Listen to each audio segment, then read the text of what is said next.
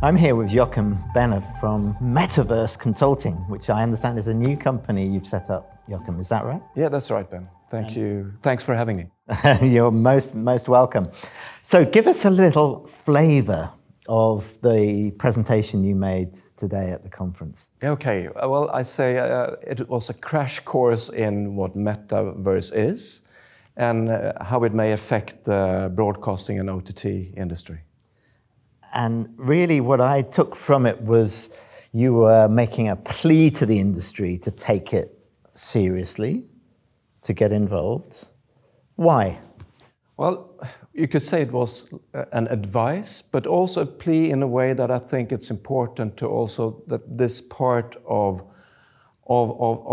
society gets going on the development and prepare themselves. So it was more of an advice, but I also think it's important because we need the diversity of players developing the metaverse together.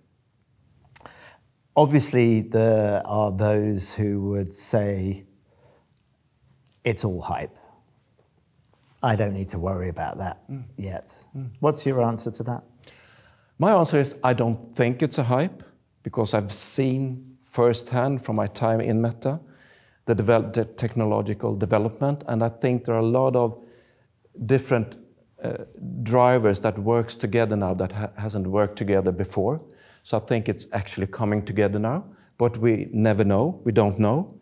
So in this case, I would say to anyone who asks me, better safe than sorry. So I would engage, I would at least try it out so I know what I'm talking about, because I'm meeting so many people who have an opinion but hasn't tried it.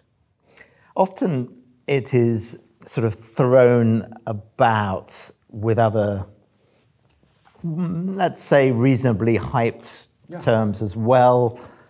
Terms like Web3, like NFTs and blockchain. What have those things got to do with each other? Why are they relevant together? Well, when we're talking about Web3, we're talking about different stages of the internet experience. And the next awaited experience is exactly what we call the metaverse, and many people call the metaverse, which is an experience where you no longer are just watching the content at a screen. You enter into the content, the experience, into a virtual world, which is 3D, and you've got the surroundings, and you can interact with people and businesses and such things. And to make this possible, you have different technologies, enabling technologies, like blockchain. NFTs are a consequence of blockchain, so you can secure value of goods, virtual goods. And then you have what we call XR technologies, which are different perspectives of realities in combination with the physical world we live in. The last few years, of course, have been tumultuous times for all of us. Do you think that it has in some way accelerated change towards the metaverse? I think it has accelerated the shift in society towards a more digitized society because of the pandemic. A lot of people who weren't used to using technology to interact and to connect with friends and perhaps authorities, that has driven digitization, I think that. And with that now comes also XR technologies and their application. And Metaverse is just one concept of that, of those possibilities. Yes. The most important one? I would say so today, and the reason is that it's the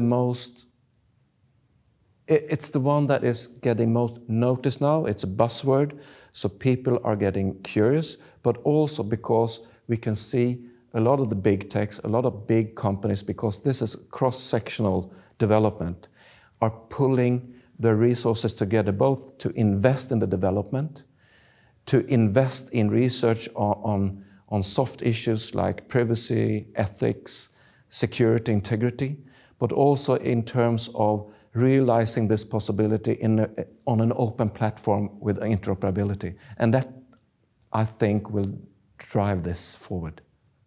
So looking ahead, and let's let's say, a 5-year horizon, what are the big changes you think might come into play? It's a huge question, and your guess is as good as mine, probably. But what I have noticed just over the last year is that development has gone even faster than we could imagine a year ago. A year ago, we talked about the Metaverse in a 5-10-year perspective. That's still there for the full implementation, or it's continuous development. But already within a year, I've seen development and changes and products reaching the market that I couldn't imagine would take in such a short time to reach the market. So a lot of things and a lot of development, a lot of cases and failures will happen within 4 or 5 years. Nordic companies, are relatively small on the global stage. What do they need to do to really be competitive in the kind of metaverse-driven market scenario you envisage? I think first of all, they need to realize what the metaverse or any other verse based on these technologies, what it is.